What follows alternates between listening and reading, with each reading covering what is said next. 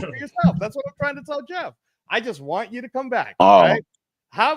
Not only do you not have to have a subscription to watch this, I mean, I'm telling you, you should get the subscription because it's only $13.99, and you could catch up on all the great boxing from 2024. You'll be able to see all of it. But but I, how much do you but I, think February 22nd is going to cost? well, more than I'm willing to pay right now. I can watch the Thriller Manila on YouTube with a 6-pack for free. No, I know, And but this is going to be live boxing, and I know you think it's going to cost like $400 or $500, right? yeah, It's you going to said be $80, right, for all the 7 last fights? fight Is was that what you're saying? $80 on Amazon Prime. The one I'm talking to you about, the one I'm trying to get you to Oh, watch, the February Super Bowl of 22nd, boxing. the Okay. Super Bowl of boxing, and you don't even need to have a subscription. You just need to go onto the Zone app, and then you just need to pay the pay-per-view fee. It will cost you, sir, $23.99. That's how Well, much. I gotta admit, yeah, that's unexpectedly low. I can't argue with that price Now, for 7 now, fights. okay. Now, here's what's crazy. In 2024, all of the biggest fights were either free, 100% free, or it was like $25. The problem again is you're not being told this because you got sick of watching corrupt boxing. Well, the way it all is right now is it's not that anymore. It's the best fighting the best, and you don't have to be subjected to paying those crazy prices, Sharif.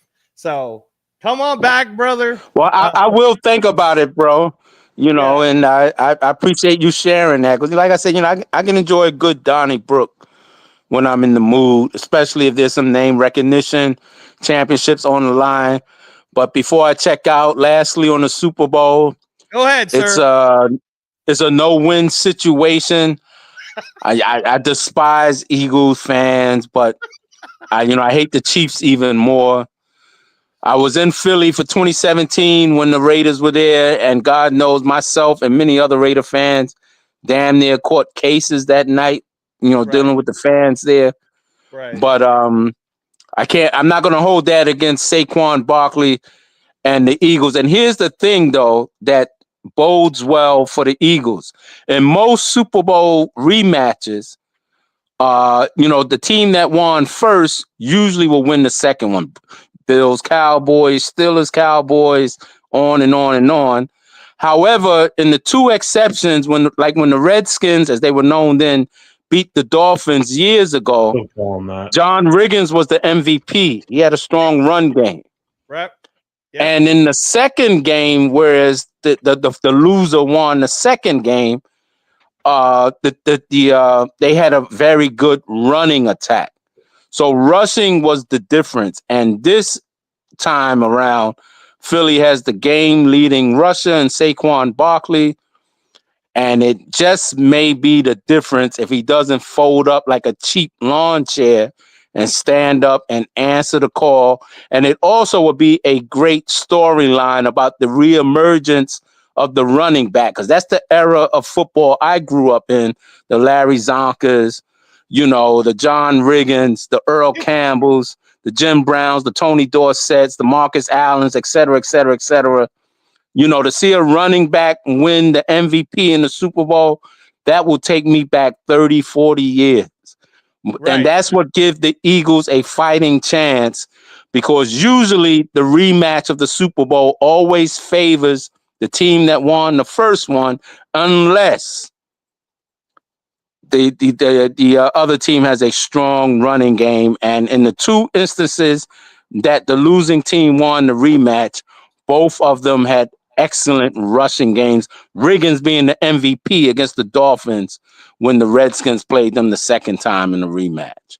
Right. So Well, I gotta say, just go like you're Eagles. saying about the running backs coming back, boxing is back and alive. Running backs are back and alive. It's the old style football and boxing you've always wanted and loved. Find me on Facebook, Sharif Angelo Reyes, or follow me on Instagram, Reyes Boxing, and I will send you free. You don't have to watch the old Ali fights for free. I will send you the best boxing matches you've been missing. Ring Magazine is back, sir. Ring Magazine, the actual print is amazing. So so check it out. And Black Thanos, thank you so much. Hour and a half of pure entertainment, talking Lakers, Chip Kelly, what we're gonna do. It was awesome to have you, Sharif. Thank you so much. Thank you, bro. And let the good Raider brother finish it out, and I'll be listening. Thank you again. Later, man. Jeff. So I want to do my shout out to real quick to Jack Henna. Again, there's about maybe 25 minutes left, Jack, because just helping Captain Jack out. You guys know he's in Kansas. So I did it on Thursday with Papa Rundown, and we were talking about the fights that just happened here at T-Mobile last night, on top of all the Raider news with Patrick Graham and Rob Leonard and the whole bit, right? Big news today with Chip Kelly, which Jeff is going to tell us all about. Obviously, Sacktown Raider Mike, thanks again. And when is this fight on? Dude, I'm telling you, I've been sending Jeff stuff too. February 22nd on DAZN. I am going to put it on the chat so you guys can look at it. DAZN. It's the easiest thing to do.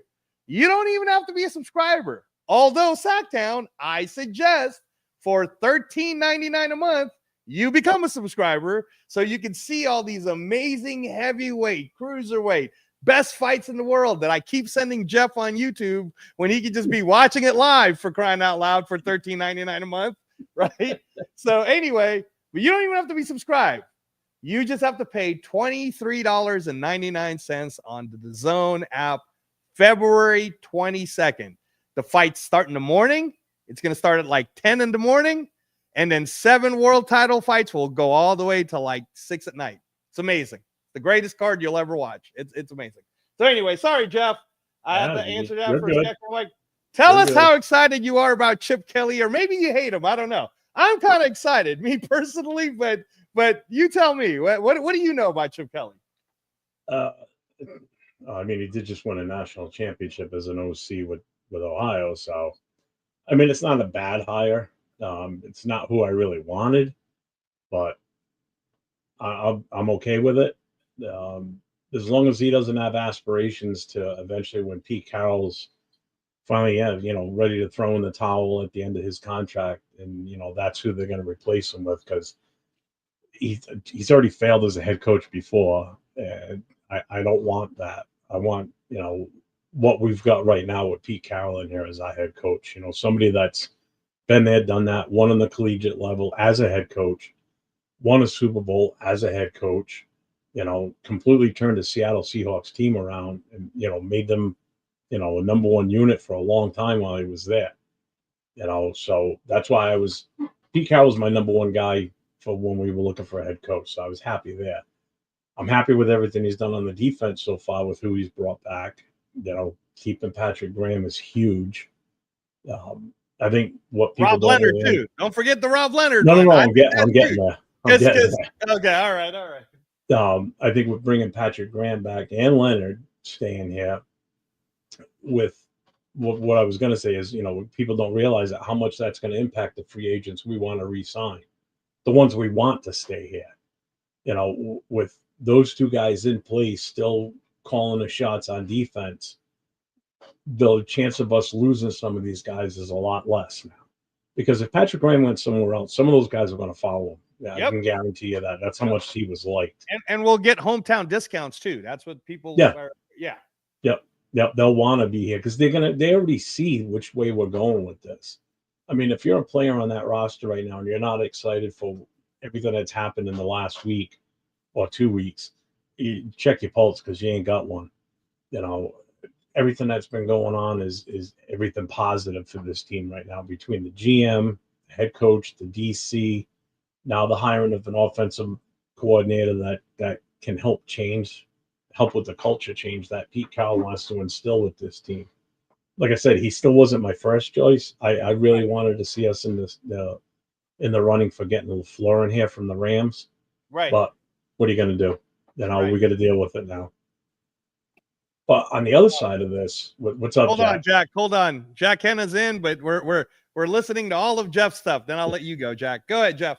But with Howard there, and with Chip Kelly there now, does that give us a leg up on these Ohio State players coming out? Like Henderson?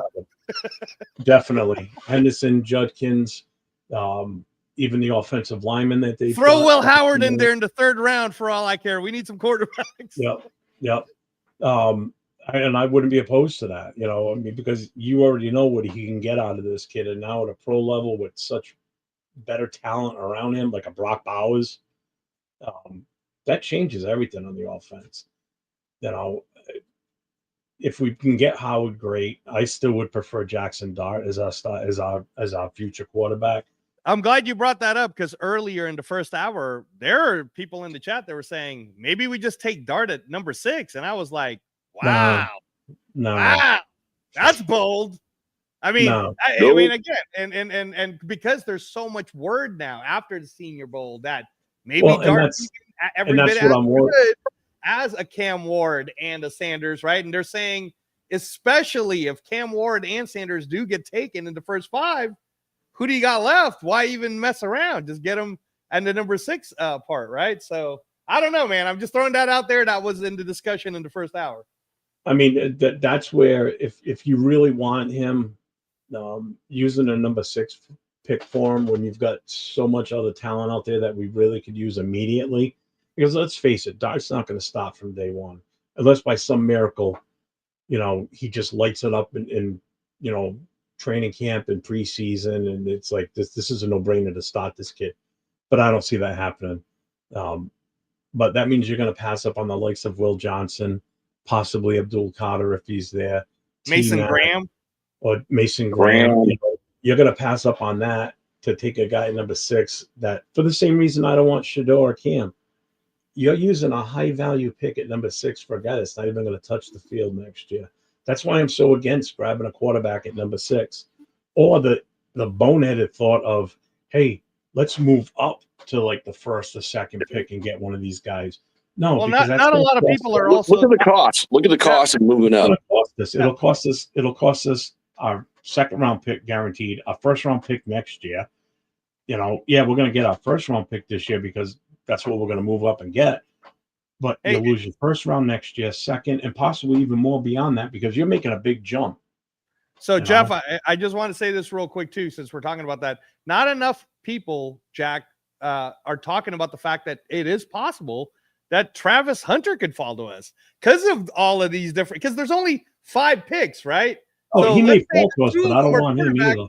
That's down to 3. So you're basically saying that those 3 ahead of us are picking Mason Graham, Abdul Carter, and Travis Hunter. You know what I'm saying? Like that not enough people are saying it is possible that a Travis Hunter could even drop. So there's a lot of leverage for the Raiders to move. And before I let you start talking, Jack, I want to say, Champy, thank you for coming on. Congratulations, Team Benavidez, Abel Ramos, Arizona Boxing. You guys are awesome. Or sorry, Jesus Ramos Jr. You guys are doing awesome. Jesus Ramos Jr. looked fantastic last night. I heard he's going back down to 154, which he's going to be a monster in. I didn't think he lost to Erickson Lubin in the first place. So, Champy, you can let him know I said that. And Team Benavidez, man, you guys are amazing. I remember when Jose Benavidez Jr. was a sparring partner for us when Manny Pacquiao needed some work. So, awesome job last night, Champy. Awesome job. So, anyway, sorry. Back to Raiders. Go ahead, Jack. Hey, salute, fellas, and salute, nation. Love all my boys, Sacktown. It was great meeting you last week. Casey with the Bills. We watched the game together. It's cool. Jeff, salute, brother. Angelo hooked me up with Captain Jack on doing the Wild Wild West show. Been doing that for a long time now. Just holding the place, bro. Just holding the place for Cap comes back. This is a lot of fun, dude. I always love talking about the Raiders. So now with our OC, what I see like the biggest need is we need guys that can do, again, we need zone blocking, guards. We need it. It's that's the biggest issue. Is that what we're going to run though with Chip Kelly? Is it? That's what Chip does though. You know what I mean? Okay. That's what he does. So it's we need that, right? We didn't do it very well last year. We got a mixed mosh of power and then zone. It doesn't work. We need guys. Look at the Eagles. The Eagles can run anything. we need offensive linemen that can actually do that. We don't have that right now. So I see that as a really big need. It's like, that's where we need to go. Because honestly, it didn't work last year. Like we got a running back, right? And Zeus. He can run outside. He can't run inside. He doesn't have any vision. And then we got our next backup. And the next backup. Is this you telling us you want Ashton Genty? No. Is that what you're saying, Kenna? No. So right now, if we don't get a quarterback, Jeff and I already had this conversation behind the scenes. But if we don't get a quarterback, there's 3 guys that I like. Number 1 for me is Graham from Michigan. Awesome. He's amazing. The wide receiver from Arizona. Number He's 3, good. number good. 3 is the cornerback from Michigan, which people are saying it's kind of slow, but I don't know, but I think it's good. Will Johnson is the cornerback from Michigan. Tetairoa McMillan is the From Arizona wide receiver. But Kenna, you're talking about number 6 though, right? And you know how a lot of people already get mad about Tyree Wilson being number 7, right? This is the number 6 pick. We have plenty of chances. Well, then we blew it on. We blew it. Like we should have drafted Carter. Hard to say though, right? How no, it's not hard to say. It's an easy thing to say. About Travis Hunter coming to Vegas, there'd be too many distractions. That's kind of what it was being. You have to remember revision. So Angelo, so if Carter, if he got drafted, would you put him at wide receiver or cornerback? No. Really do both. No. What I'm saying is, when Jalen Carter was available to us back then, the word was he was coming from all this trouble, and if you had sent them to Vegas, we didn't really have the structure to hold them. When you're like a 20-year-old kid, you do a little speeding. It's not like the Henry Ruggs thing. You know what I mean? Right. It's not the same situation. But that's what we came off of. It's that's what the Raiders came off of. So possibly that had influence on the pick. Right. But part of the reason, Kenna, why I like the Pete Carroll pick, for example, is what's one of Pete Carroll's rules? You got to watch out for your teammate. And if you know he's going to do something wrong, you got to go make sure that he doesn't, right? And we didn't exactly have that because even this year, one of our players got caught for driving under the influence. And yeah, so that's what I'm saying is I don't think we had the structure to have gotten all those. And I'm still going to hold out on the Tyree Wilson pick being a solid pick. I'm hoping that he really turns it up in this next season because it'll be his last one. I wanted at that time, I really did want CJ Stroud. I remember CJ Stroud being at a Showtime boxing event, and I was thinking in my head, oh my God, we're going to get CJ Stroud. This is amazing. And of course we didn't. So but Tyree Wilson, again, I'll stay positive with Tyree until time happens. But yeah, Jack, I mean, the number 6 pick, right? I think we're in a great position. So with what you guys have been saying, like there's a Mason Graham. Mullen, I mean, that would be pretty. I can't remember the last time we took a wide receiver that high. Jeff, when's the last time we took a wide receiver at number 6? Ooh. Or high like that? I mean, I remember Henry Ruggs, but he wasn't number 6. No, it wasn't Ruggs. It was Tim Brown. Cooper. Oh, Amari Cooper. Thank you, Kenna. Amari Cooper. Okay, so that's how much I remember that. That's how much of an impact they had on the team. Okay, he did have an impact, which is kind of crazy. It's like, he was like I think number 4 overall. When we drafted him, and he did break some records. He was in the first round too. But he had a lot of drops.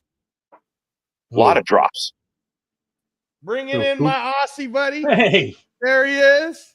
Hey, AR. Again, gentlemen, we got like 10 minutes. Long time no see. We got like 10 minutes, but I want obviously Afkasi's all the way in the other side of the world. So you're looking rip, bro. I'll be right back. All right, he's gonna come right back. Hey, I'll tell you what. When you're done here, I'll fire up a live. You guys can jump on and we'll talk some more. Okay, cool, Jeff. As long as Jeff, you told me that you actually watched the videos that I sent you. Dude, I love the fact that you guys talk too. No, come on, seriously. I've been talking to both you guys for a long time, so that's cool. I opened it up. How's that? Okay. All right. I I'm gonna get one of these. I'm telling you, man, it's getting bigger and bigger, and I I'm believe willing you. to make- I'm not doubting you. Yeah, I'm willing to make a $20 bet that by December of 2025, you're gonna actually ask me questions about boxing because you're gonna see it free on TV, and you'll be like, "Hey, I'm kind of curious about this guy." So, but go ahead. Sorry, go ahead. I got nothing. Oh no, I That thought was- Kenna was talking about the Yeah, he pick, was. the number He 6 was. pick. Oh, number 6. Like I said, there's 3 guys. It's like the wide receiver from Arizona is Graham. Graham is my number 1 pick, unless there's the quarterback that drops. And then there's a cornerback from Michigan. If you don't take one of those guys, then I'd say, okay, we can go back a little bit. You know what I mean? We can go back a little bit, but we need to build up the guards. I mean, seriously, it's like the guards looking at what we're going to do. We're going to go zone again. Did we do good with zone blocking this year? No, We didn't not do at good all. with any blocking this year. We need guards. You know, we talked about last year. It's like, you know, the tackle, the right tackle that got drafted by. We took Bowers, but you know the right tackle that was drafted by. Was it the Saints? That was our boy, huh, Angela? Yeah, That was our boy. yeah, no, and he did great. Just real quick, I'm gonna jump off now. I got to reboot. Okay. Then I'll fire it up. So just come over to my channel, and then I'll send you guys the So link. now, before you go ahead Yeah. and pump up your channel. All right, it's NE_Raider Boosters. Come over to my channel. I have 2 shows a week that we do. Wednesday night is the Raider Connection with myself, Jay from Just Raiders Baby, LV Raider 10, and Cheetolinas. The 4 of us do the Raider Connection, and on Thursday nights it's myself and LV Raider 10. Both shows go on at 10 p.m. Eastern Time, 7 p.m. Pacific. And the one on Thursday night is Raiders Coast to Coast. And pretty much now that we're in the off season, but now that we've got an offensive coordinator, now we can really start talking about free agency first, because that's the first thing that's going to hit. And Oh the first thing that's yeah, gonna, the right guard from KC is franchise the one tags. is my biggest target. the franchise tags is the first thing that's coming up. I've got a whole calendar up. I'll throw that up when we get into the other chat. So I'm gonna reboot. I'm gonna fire that up, and then I'll send you guys all the link. I'm gonna send it to AR too, because I'm sure he wants to come on. So I'm gonna take off. Everybody in the channel, thanks for watching. I'll be back. Hop over in a few minutes. Thanks, Jeff. Thanks. Yeah. Go ahead, No Kenna. problem. Hey, no, it's good, Angela. It's good to see you, bro. Yeah, You're the one. You're the one that kind of set me up with the Wild West show. Yeah. So Yeah, thank you for that. It's like, you know, I thought you would really want to do it. I know your health was like, you know, an issue. So I hope you're doing well, bro. No, trust me, man. I mean that, like I was just I've been doing a ton of different tests, and we were talking about this on Thursday. Transplant life is very up and down. You know, it's not a smooth sailing kind of road. And even though I may look like I'm fine, there's a lot going on the inside. When you do look good, bro, it's like, you know, whenever I see that hat that you're wearing, it makes me think about your health. So Thanks, God bless you, bro. I appreciate that. Avocasi, go ahead, man, because we got like 8 minutes. Go get them. AR. Tell us about Chip Kelly and what do you think of all these moves? Patrick Graham, Chip Kelly, Rob Leonard's back. Look, I like it from they have experience, credentials perspective. I mean, you know, Pete Carroll has won a Super Bowl in his 10 seasons. He made the playoffs 10 times in his time at the Seahawks. I think that spanned 14, 15 years, something like that. So that in itself speaks for itself. Went to 2 Super Bowls, won 1. Chip Kelly has had a degree of success. He was with Ohio State, if I'm not mistaken, right? Yeah, I think. Yeah, you're right. Chip Kelly was with Ohio State. He had three seasons with the Eagles, right? As a head coach, made 2 playoffs, and then missed out once, and then he was fired. That's correct. I watched a little bit of him when he was head coach, at the start of his head coaching tenure with the Eagles, and I did like the creativity from what I saw from the offensive side of the ball. So if that translates over to the Raiders, then I'm all for that. As for Patrick Graham, I was critical of his first year with us, but he definitely made me a believer come year 2 and year 3. Despite the struggles of the team as a whole, I think Patrick Graham did everything in his power with the pieces available, so to say, with the resources to, get the best out of the defense. So I am happy that he's been retained. So overall, I'm happy across the board. My only minute gripe is, of course, the age with Pete Carroll. Not ideal, you know what I'm saying? But, it seems like we're going to have to, while he's at the helm, possibly groom somebody to be the next head coach to take over, because who knows how long he's going to be there here, even if he succeeds. You know what I'm saying? So I that's agree, my bro. takes on the situation. You're going from a Gus Bradley system to a Patrick Graham system, which is totally different. You know what I mean? It's totally different. So it's going to take a little time to grow and learn, going from those two different defensive schemes. But I like what we got. It's like, getting Patrick Graham back was like the biggest signing of the whole offseason for me. Because, you got to think of guys like Spillane, Kuntz, Butler, all these guys are coming back for free agency. And now I think we have a chance to get a lot of them. I think we have a chance. I think if we retain K'Lavon Chaisson. Ooh, Chaisson, yeah. I like him over Kuntz. Right, because Malcolm Kuntz has been out injured. I like Malcolm Kuntz, but K'Lavon Chaisson definitely played himself to deserve to stick around for a little while. So where does that leave Kuntz? You know what I mean? Like, well, you look at the money, just the money factor. It's like I heard, stuff like reading articles. Kuntz, even though coming back from injury, is almost $18 million. Where Chaisson could be like 5 or 6. I'm like, right. Dude, I'm all about Chaisson, man. Exactly to my point. Like, I like Kuntz. I would love for him to stay, but he's an unrestricted free agent. You know what I'm saying? And I'm sure we're going to give him an offer. We're going to try not to let him leave, but there's going to be other teams that are going to offer him more. I don't doubt that, even despite coming off of injury. He has no ties to us outside of that. We drafted him. So, and the connection with Patrick Graham, being able to get the best out of him come year 3. But outside of that, man, if a team comes along and gives him yay amount and we're only giving him B amount, which is going to be less, then, these players got to go where the money's at. And I don't blame him. So I would like to see Kuntz back, but my heart tells me he's gone. Well, yeah, this is where we're really going to see where Spytek, the whiz kid, as they say, right? We're going to see if he's as good as they say. Now, again, I can only go off of what he's done, and I kind of like what he did with Tampa, if I'm being honest. I like how he drafted. I like how he was able to get them to all, like 40 of them were starters this year. That's kind of cool. That means that he's got a very developmental mind. He's not trying to get rid of people. He actually wants to see him, like he invests in the scouting. So we'll see. We got about 3 minutes, Jack. Well, let's head over to, the Jeff's channel. It's like, I want to get conversation. You can start heading over, Jack, and then Afakasi, any other things, because one of the subjects that was being brought up is about the number 6 pick. So what are your thoughts on now having it all set? OC, DC, Rob Leonard's back, which I think Kenna was a bigger one, because somebody else would have taken Rob Leonard as a defensive coordinator. And then with the number 6 now, you can move up, you can stay, you can move down. What are you doing, Afakasi? Well, BPA.